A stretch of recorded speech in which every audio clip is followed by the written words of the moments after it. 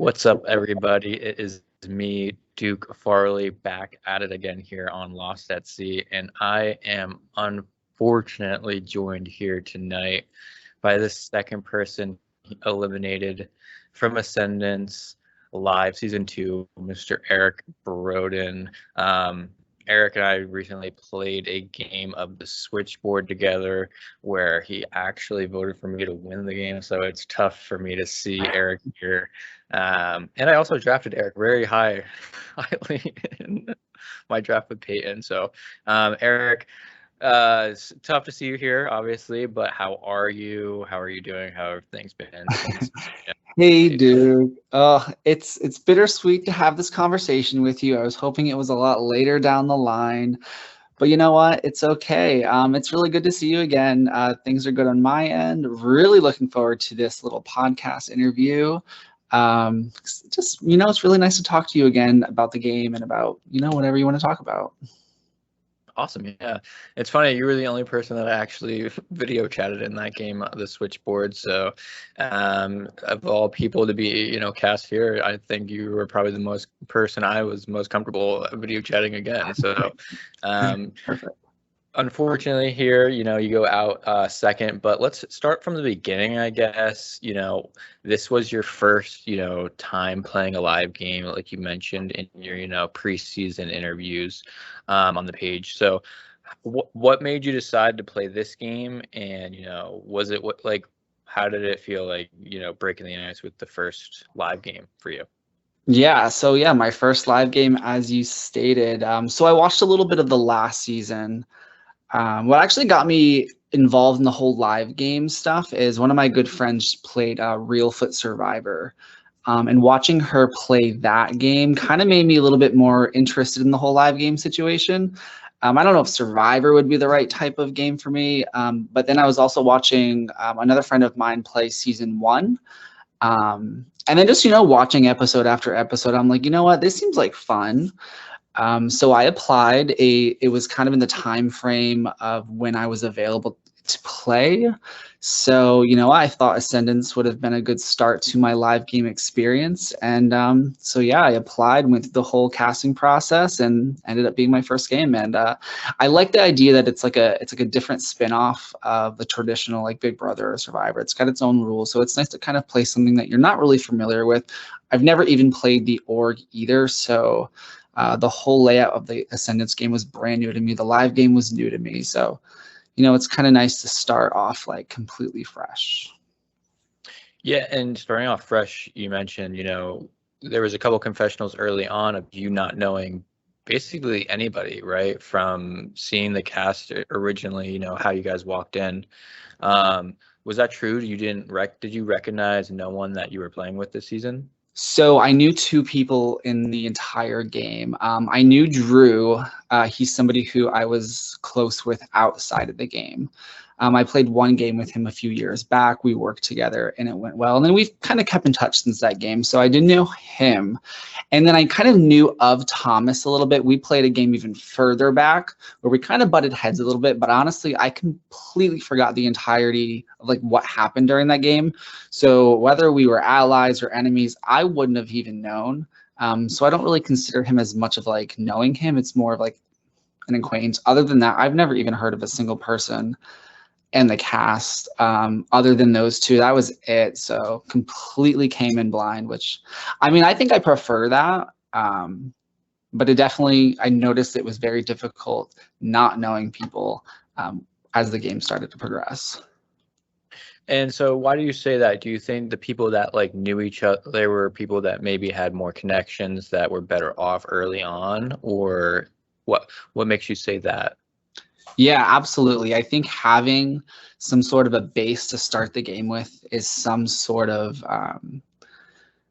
edge up on the rest of the cast. In a live game, they go by so quick. Like each round goes by so quick. And it's the way that I interpreted the first couple of rounds was nobody really wanted to make waves. So it's really easy to target the person who doesn't really know anybody. Because it's not going to upset anybody, and throwing that person's name out isn't going to like cause like a domino effect of like, oh, so and so just said your name, let's target them. And you even saw like when people were walking in, when they were doing their confessionals, they were saying, oh, I know this person, I can work with them, I trust them. And I didn't really have a lot of that. So that was a little unfortunate. So it's definitely very important knowing people. I think one of my regrets is I stated to so many people that I didn't know anybody. I was kind of hoping that somebody would want to take me underneath their wing, in hopes like, oh, he's brand new, or he doesn't know anybody, let's just like try to work with him. But I almost think that hurt me because, like I said, I think it was just so easy to kind of take out the player who didn't really have any connections. So, bittersweet. I guess it could really go anyway. Right. So the opening like sequence of the game, one of the staples of Ascendance org and of Ascendance Live, like the past season, was the blind pick. Usually every season starts off that way, where you go into it with captains being selected randomly, or not randomly, but being voted upon by the entire cast. Was that something that you saw coming at the end of that casino night? And did you have a particular way that you wanted the captainship to go in that opening round? After watching the first season and kind of like understanding that was like a staple first competition, I knew that was coming, but I didn't try to let it affect how I was playing my first round. I honestly didn't care who won. Like I said, I didn't really know anybody. I purposely didn't vote for Drew just because I didn't necessarily want like to vote for a close friend or something, because God forbid somebody said, hey, who did you vote for? And I said, oh, Drew. And they're like, oh, why'd you vote for him? And I didn't want it to just like come across. So I ended up voting for Erica and Carson. Erica just, she sat next to me in that whole like introduction part of the video. And then Carson just really liked his energy. He was really cool. He kind of like was somewhat outspoken in a positive way. So he kind of just came to mind, but honestly didn't really care who won. I was going to adapt the way, honestly, based off of any other winner. I don't think it would have mattered to me.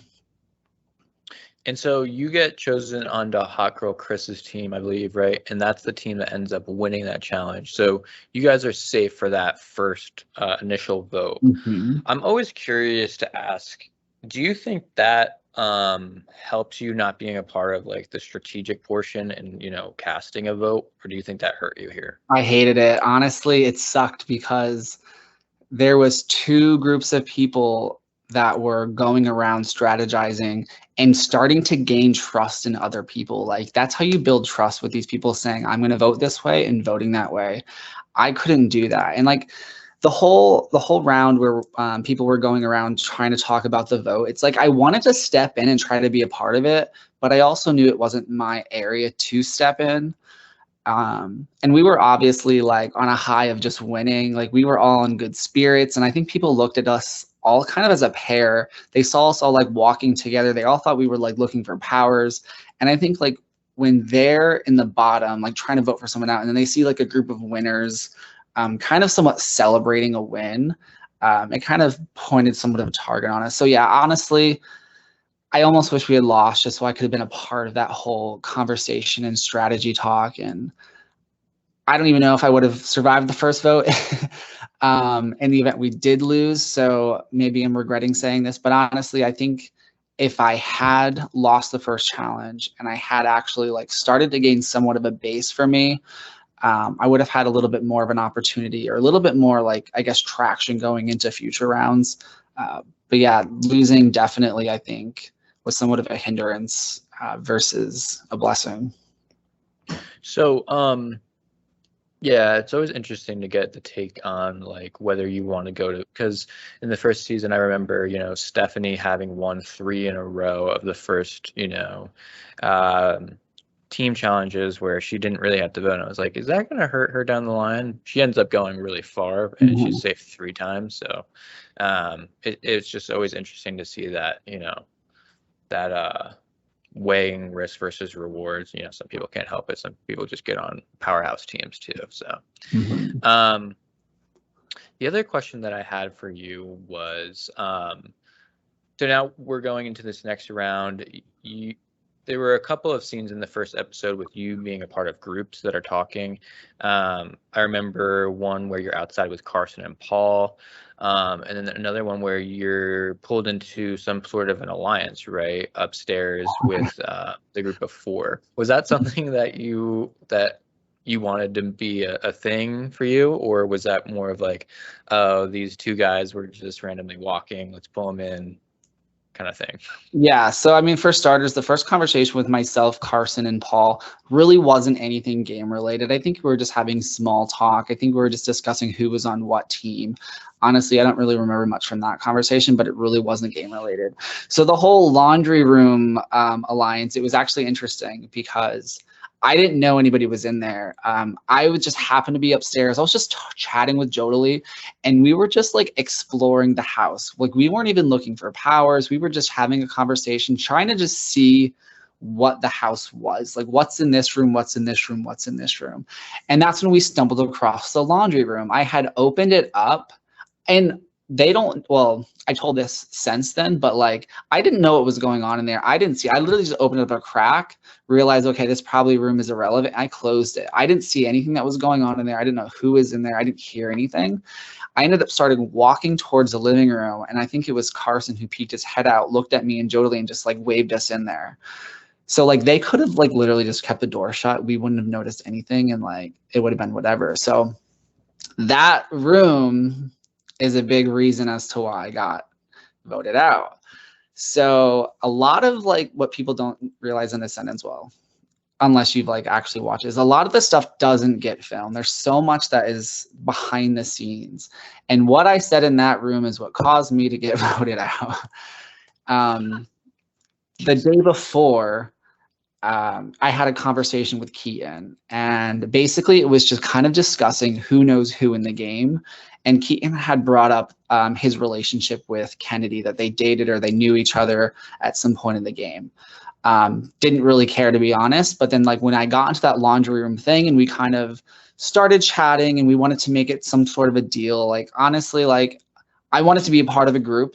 I did genuinely like Marvin, Carson, and Jodely, and I thought that if this was something that would be real, then sure, I absolutely want to be a part of it. And like we're talking about like once again who knows each other. And I brought up the whole Kennedy and Keaton thing. And I didn't bring it up in a way of like, let's split them up or I'm worried. It was just a casual thing that I wanted to say that like, oh, I had this conversation with Keaton and this is just what was said. So now I'm just giving you guys this information. Wasn't trying to target either of them. So, and then what had happened was loose lips from Carson ended up telling Kennedy. And then, you know, once Kennedy hears her name's going out there, God forbid that happens because she thinks the world is out to get her. And then it was just an easy thing. Oh, Eric said my name. We have to vote him out. So yeah, I mean, it's just like a whole ripple effect of events that just happen, and was not my intention to say anybody's name in a negative way. But yeah, that laundry room alliance, if I just didn't open that door, could have made it further. So that's interesting because that's obviously, like you mentioned, not really, that storyline's not shown in the episode, but as soon as like results are given, we get a snippet from Kennedy whispering to somebody, I forgot who it was, you know, let's vote out Eric. So that's probably the reason why, right? Yeah, from what everything that I've collected, that was the whole reason why, is because Keaton told me about those two. I told Carson, Carson told Kennedy, and then once Kennedy finds out, it's just easy to point, just pick me out and just say, let's vote for him.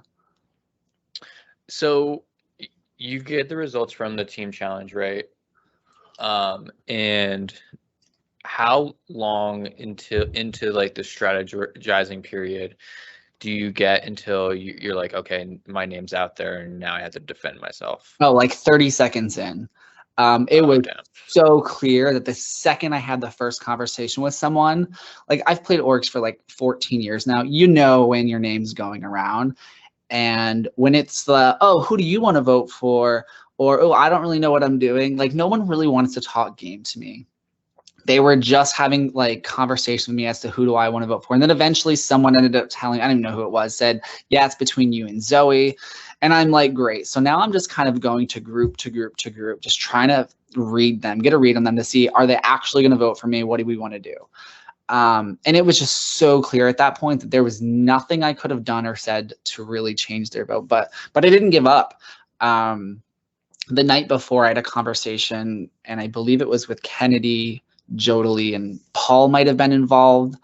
Kennedy had a conversation about like wanting to split up the girls, and Jodely, I believe, had brought up, or it might have been Kennedy. Honestly, it was a conversation with a group of us, and like we talked about voting out Erica at some point early on. So during the whole strategy portion of that round, I went to Jodely and I'm like, guys, we literally just had this conversation last night about getting out Erica. This is the time to do it. She's a big threat. She's a big player. Let's take her out.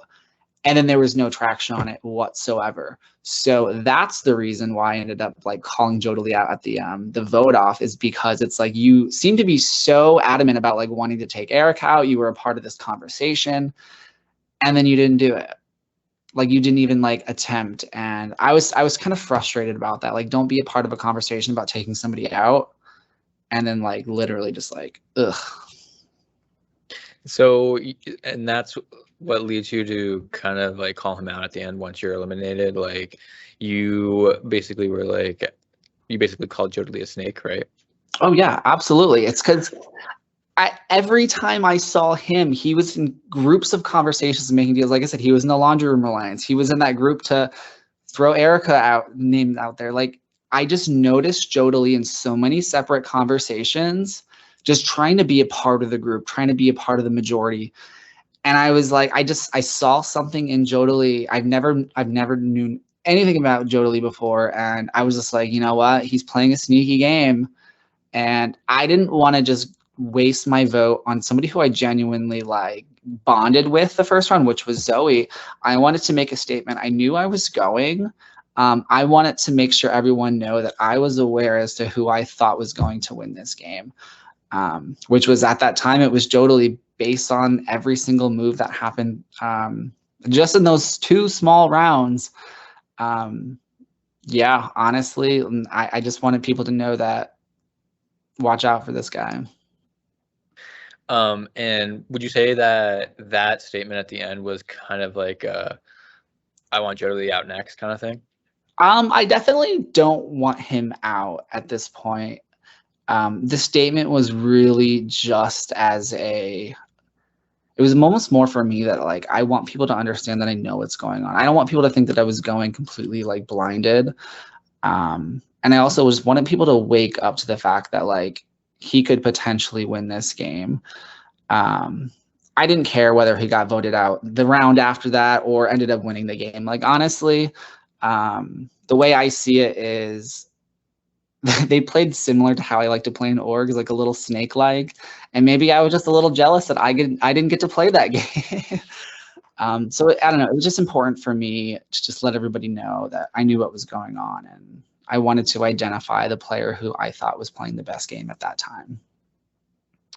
Say you had the opportunity to have eliminated anybody that was eligible to be eliminated for your own personal game at that elimination where you go home.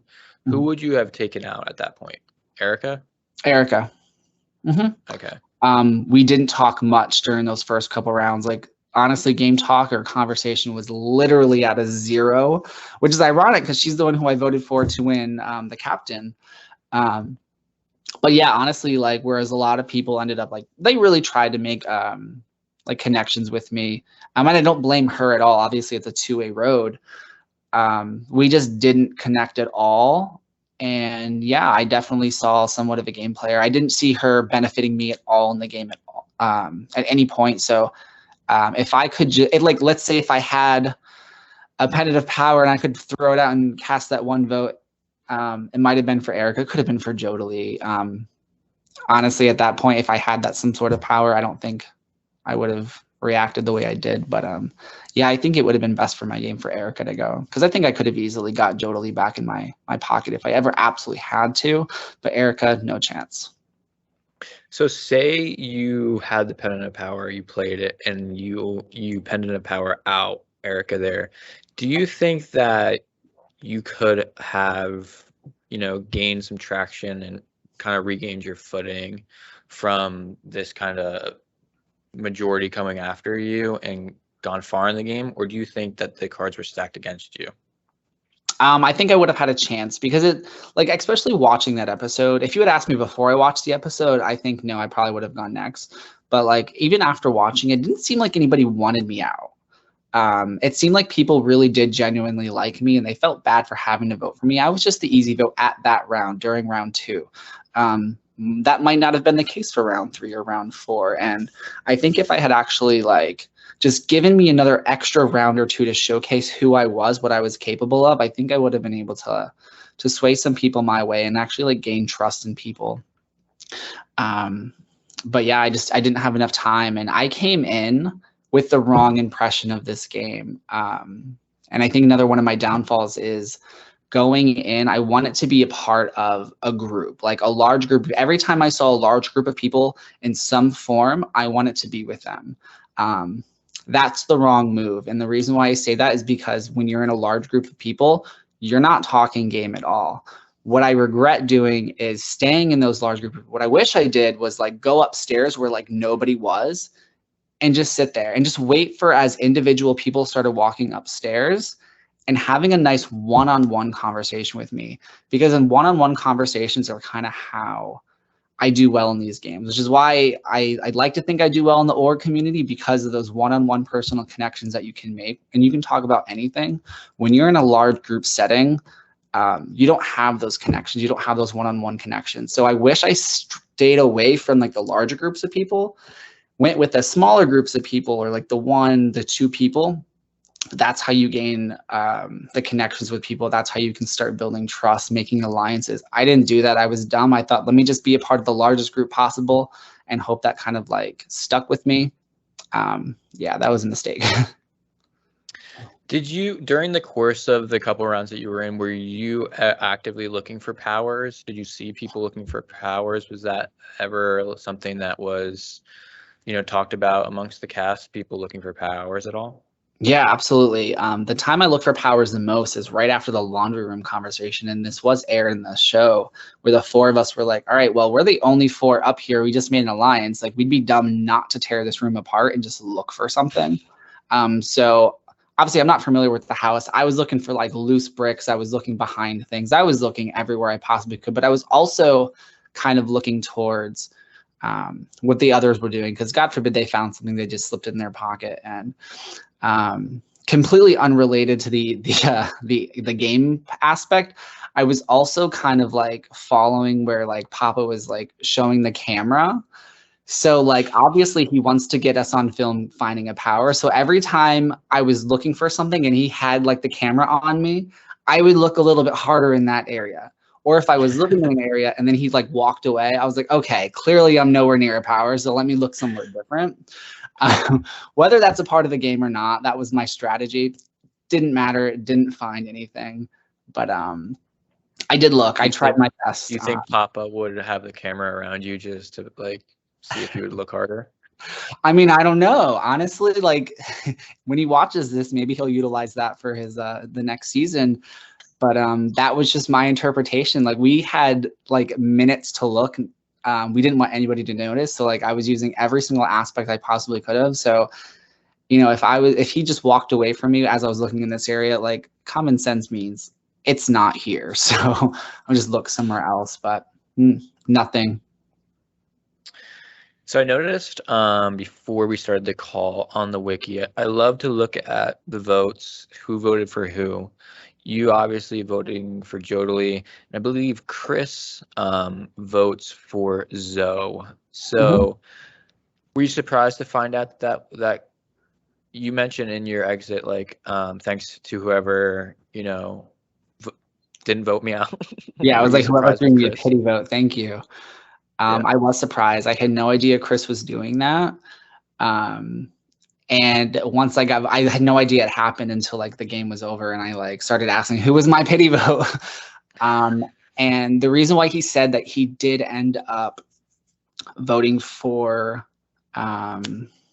Zoe was, there was a time in my episode where we were in the hallway and I said, are you guys going to vote for Zoe? They said yes. And I said, I need you all to promise. And you know, when they did the whole pinky swear promise, he was a part of that group. And then Chris had stated to me, he says, I made you a promise. I wasn't going to go against that promise. So like total respect. So anybody who ever plays a game with Chris, like he's a man of his word. So that's really good.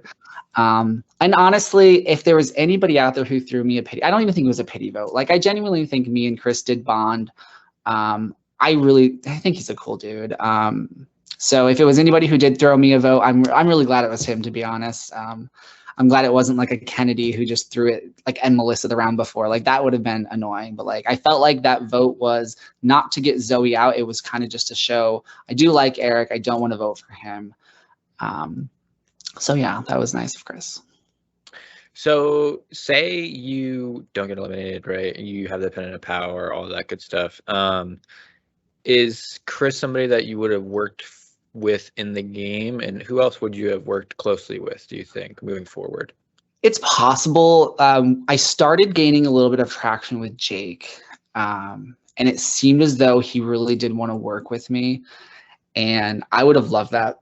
I tried so hard trying to figure out who was with who and who didn't know people prior, because I kind of wanted to create a group of people who were coming into this game blind, not having a group of friends. That would have been people like Jake, people like Paul.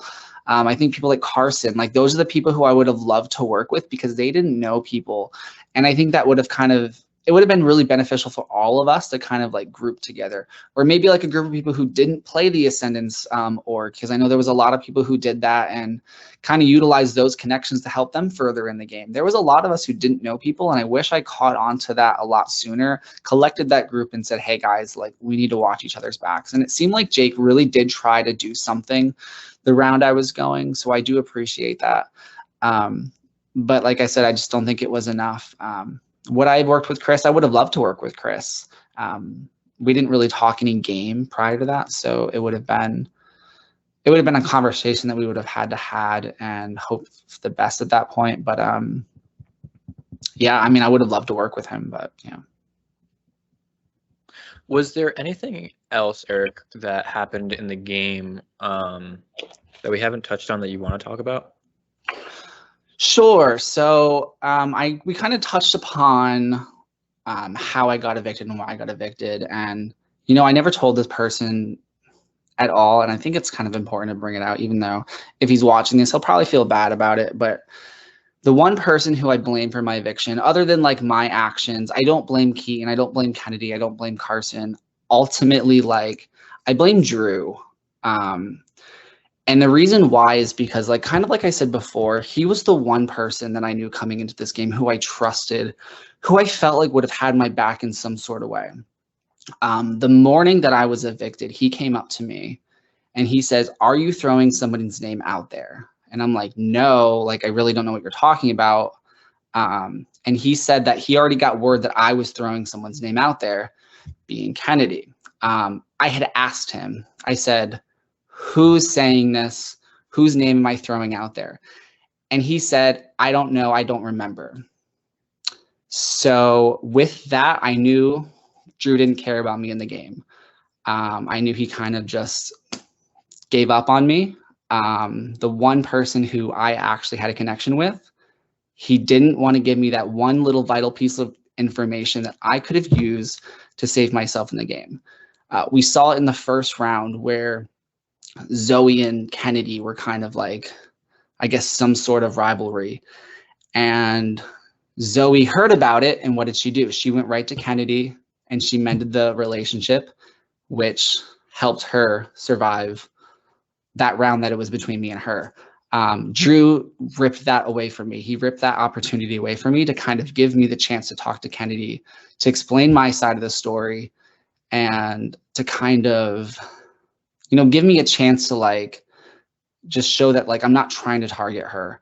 I blame Drew for that, and unfortunately it sucks that he kind of ripped my one chance at Ascendance like away from me. but it's unfortunate that that's the way it played out. But yeah.